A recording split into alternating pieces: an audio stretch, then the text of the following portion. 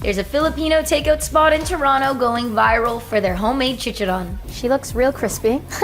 Since 2017, they've been serving this crispy fried snack along with other Filipino eats. While many places in Toronto make this snack, this place is blown up on TikTok with how they make it. We got this big guy. So typically they have the lechon kawale, but this is a thinner cut of that, and it leans towards Latin cuisine. And we actually have the guac to dip it in. They call it their TikTok special because they had a TikTok go viral.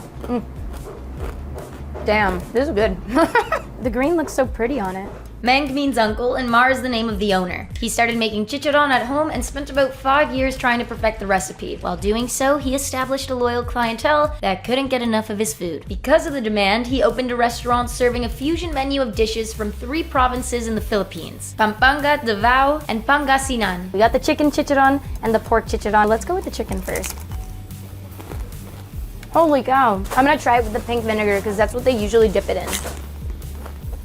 in. This is the pork. I've definitely had the chicken before, but I don't think I've ever had the pork. I like it on its own, but I did like the chicken one with the vinegar more, so let's see if the same thing with the pork here. The vinegar with the chicharon win in my books. Got crispy pata here. I've also never tried this. It's a type of chicharon. That's a nice consistency as well. Mang tomas sauce. It's kind of like a gravy, a little sweeter.